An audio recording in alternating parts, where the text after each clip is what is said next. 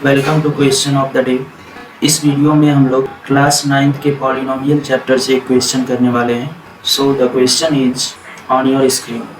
Without actual division prove that 2x की power 4 plus x cube minus 14x square minus 19x minus 6 is exactly divisible by x square plus 3x plus 2। ये पूरा polynomial क्या है? X square plus 3x plus 2।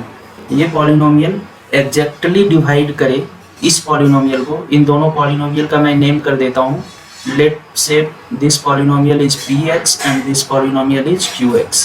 Polynomial को represent करने का यही तरीका है, px qx rx। इस तरीके से हम पॉलिनोमियल को रिप्रेजेंट करते हैं। अगर इसमें x वेरिएबल है तो इसमें भी x ही वेरिएबल है सिर्फ, तो इसलिए इसको qx सपोज कर लिए।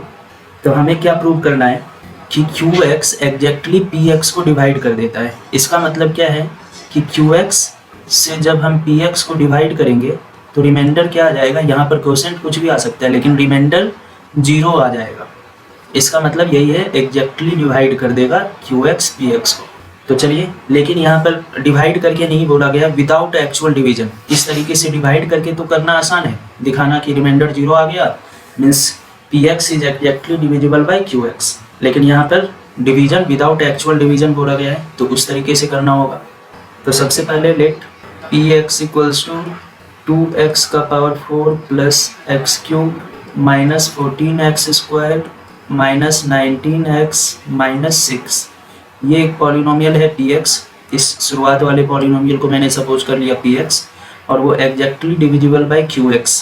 qx दूसरा पॉलिनोमियल ले लेते हैं यहाँ पर, x square plus 3x plus 2। ये दूसरा पॉलिनोमियल है। तो हमें करके क्या दिखाना है कि qx एग्जैक्टली डिविजिबल है इसका।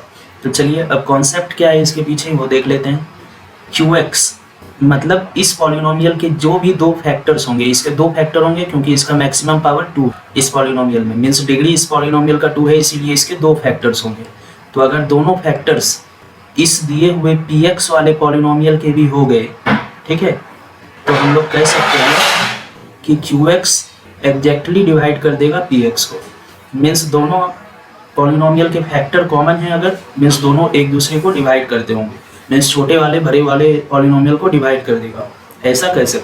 मैं एग्जांपल से एक नंबर लेकर के दिखा दे रहा हूँ, 18 और एक है 3 नहीं 6 ले लेते हैं तो ज़्यादा आपको समझ आ जाएगा। 6 के क्या क्या फैक्टर होते हैं?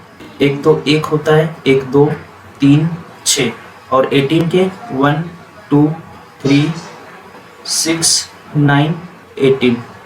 ये सभी 18 के फैक्टर्स हो गए और 6 के ये सब।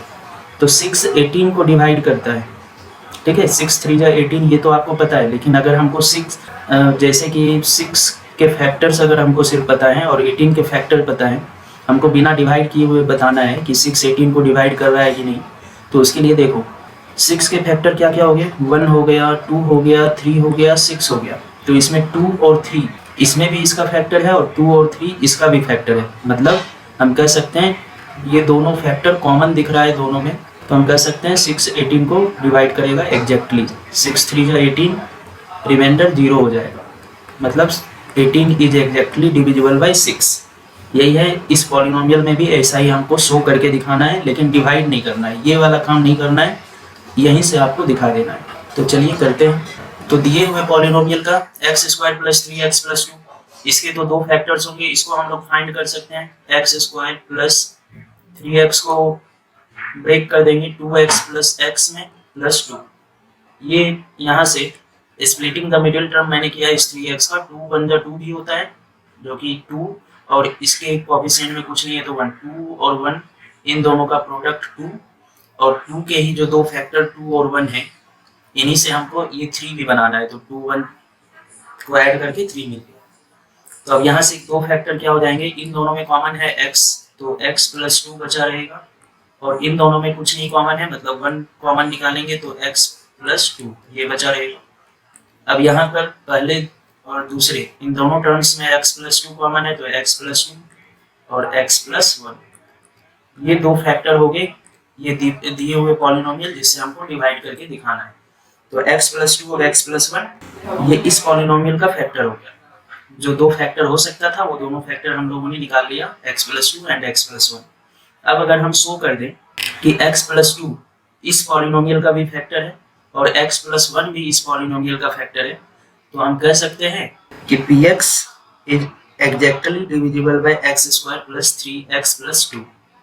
ओके, तो ये करने के लिए हमें क्या करना होगा, x प्लस वन अगर फैक्टर होगा इसका, ठीक है, x प्लस वन अगर इसका फैक्टर होगा, मतलब x plus one equals to zero कर लीजिए, तो x इक्वल्स टू क्या हो जाएगा, माइनस वन, मतलब x equals to minus one इस पॉलिनोमियल में x के जगह पर पुट करने पर ये पूरा का पूरा वैल्यू क्या हो जाना चाहिए, जीरो के इक्वल, तभी हम क्या कहेंगे कि x प्लस वन फैक्टर है इस पॉलिनोमियल का। तो पुट करके देख लेते हैं, ये फैक्टर थ्योरम यही है, अगर किसी भी पॉलिनोमियल को फैक्टर चेक करना है तो उसके जीरोज को फाइंड कर लीजिए और उसके जीरोज को दूसरे पॉलिनोमियल में पुट करके चेक कर लीजिए कि वो पॉलिनोमियल का वैल्यू जीरो आ रहा है कि नहीं। अगर जीरो आ रहा है मतलब फैक्टर है, जिसके जीरोज और पॉलिनोमियल को आपने इसमें पुट करके देखा था, अदरवाइज फैक्टर नहीं है। तो यहाँ पर x plus one equals to zero करके हमने देख लिया, तो x equals to minus one इसका जीरो हो जाएगा, तो p minus one P x है ना, तो x की जगह पर माइनस वन पुट कर रहे हैं, तो p minus one equals to two into minus one का power four plus minus one का पावर थ्री, x का क्यूब है, फिर माइनस 14 इंटू माइनस वन का square minus 19 into minus one minus six. इस पूरे पॉलिनोमियल में x के जगह पर मैंने सिर्फ अभी माइनस वन पुट कर लिया है, तो देखते हैं ये वैल्यू जीरो के इक्वल आ रहा है कि नहीं।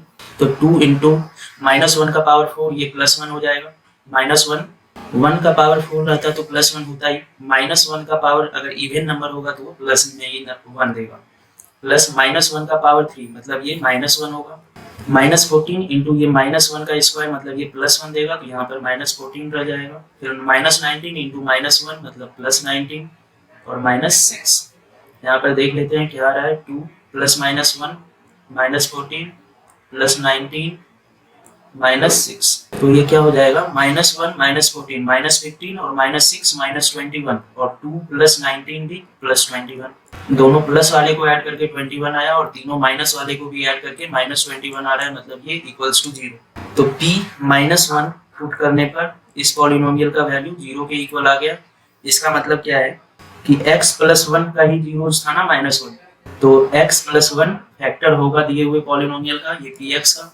अब चेक कर लेते हैं x प्लस टू फैक्टर है या नहीं, तो x प्लस टू के लिए x plus two equals to zero, तो x equals to minus two, तो x equals to minus two पर चेक करना होगा px वाले पॉलिनोमियल को कि ये जीरो आ रहा है या नहीं। अगर जीरो आ रहा है मतलब पॉलिनोमियल, इस पॉलिनोमियल का फैक्टर x प्लस टू भी होगा, मतलब जो हमें प्रूव करना था वो प्रूव हो जाएगा। तो p माइनस टू पर चेक कर लेते हैं, p माइनस टू पर equals to two into minus two का power four plus minus two का power three minus 14 into minus two का power two minus 14 x square है, x की जगह पर माइनस टू पुट किए, माइनस टू का स्क्वायर माइनस 19 x है, तो x की जगह पर माइनस टू पुट करेंगे और फिर माइनस सिक्स।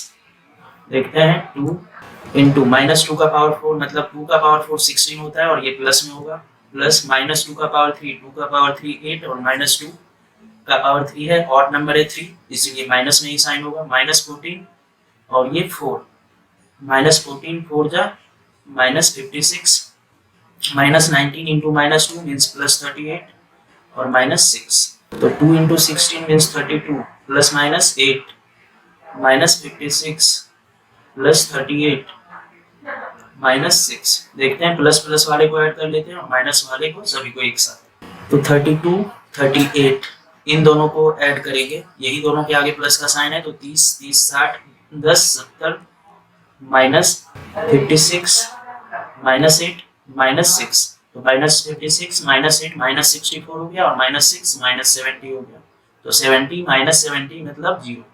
तो p माइनस टू का भी वैल्यू क्या आ गया, जीरो के इक्वल, मतलब यहाँ पर p माइनस वन का भी वैल्यू जीरो के इक्वल आया, p माइनस टू का भी वैल्यू जीरो के इक्वल आया, तो यहाँ पर लिखेंगे p minus one equals to zero and p minus two equals to भी zero. So p minus one किसका फैक्टर था, जीरो था x प्लस वन का, तो x plus one and minus two किसका जीरो था, x प्लस टू का, तो x plus two are the factors of P x जिसको मैंने पी एक्स माना था उसका फैक्टर है x+1 एंड x+2। सो अब किसी का कोई फैक्टर होता है मतलब वो कंप्लीटली डिवाइड कर देता है। So P x is divisible by x+1 and x+2 both. दोनों से पी एक्स डिवाइड हो सकता है कंप्लीटली। हेंस जो हमें प्रूव करना है वो प्रूव हो गया। Hence P x is x+1 into x+2 that is x² + 3x+2। ये आपका फाइनली प्रूव्ड। देखो अगर कोई नंबर 18 है, सपोज ये 2 से भी डिवाइड हो रहा है 3 से भी डिवाइड हो रहा है, तो 2 और 3 दोनों को मल्टीप्लाई करेंगे तो वो 6 जो आएगा 6 से भी 18 डिवाइड होगा। ठीक है, यही मैंने यहाँ पर किया। x+1 और x+2 से चेक कर लिए कि x+1 से तो डिवाइड हो ही रहा है क्योंकि इसमें -1 पुट करने पर रिमाइंडर 0 आ गया। x+2 भी चेक कर लिए, ये भी -2 पुट करने पर रिमाइंडर 0 आ गया। रिमाइंडर 0 तभी आता है जब कंप्लीटली डिवाइड हो जाता है, मतलब डिविजिबल हो जाता है। अब दोनों डिवाइड हो गया x+1 एंड x+2, मतलब x+1 और x+2 का जो मल्टीपल होगा उससे भी ये px डिवाइड होगा। बस इतना ही इस क्वेश्चन में समझने वाली बात थी। आई होप ये क्वेश्चन आप लोगों को समझ आ गया होगा। अगर समझ आ गया तो इस चैनल पर और आगे की वीडियोस को आप देख सकते हैं। Okay, thank you.